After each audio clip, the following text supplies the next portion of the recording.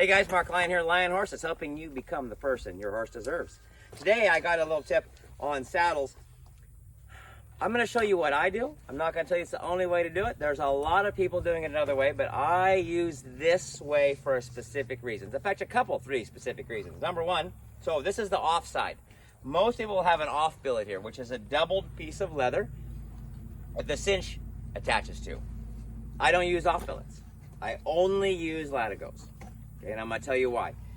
For one reason, if I go out a little ways away from the barn, I'm not always riding right next to the barn. And if you have a malfunction, if this breaks and you're using an off billet and it breaks, you are done. Right? You're walking back to the barn because there's no way to attach the cinch to this one if that one breaks. Now, if you're using a Latigo and this one happened to break, it's long. So I could double it, stick it back in the hole, and then use it as an off billet while I tighten up on the other side.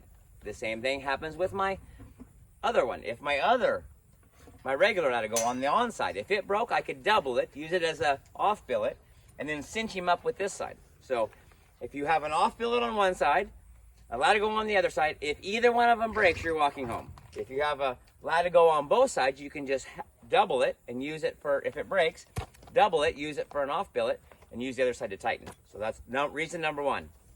Reason number two is on an off billet, it'll have holes normally about 3 to 4 inches apart. And those are the only holes you can sit your tongue into.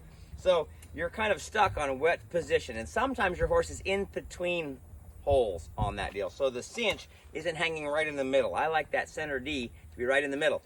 So with this, I can have a finer adjustment on one. A lot of times I'll get it right where it's really good. You know, it's just perfect when I settle him up. And then I go do a little work. Maybe I move him around a bit and then he's kind of puffed up.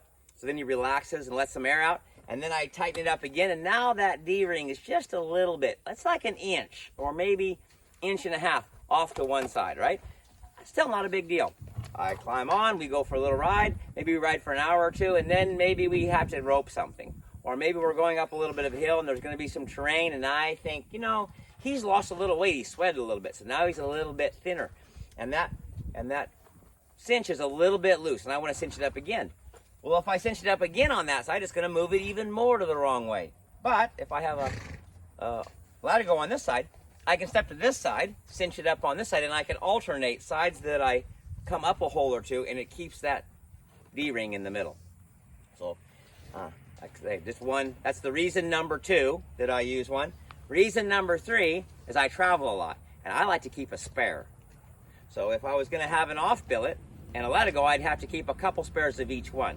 What I do is I just carry a couple spares of the Latigo, and I know I can use them on any of my saddles on either side. So I only have to carry Latigos. I don't have to carry off billets because I don't need any of them. So anyway, that's the 3 reasons why I like using a Latigo on both sides of my saddle and why I do it. So catch you guys later.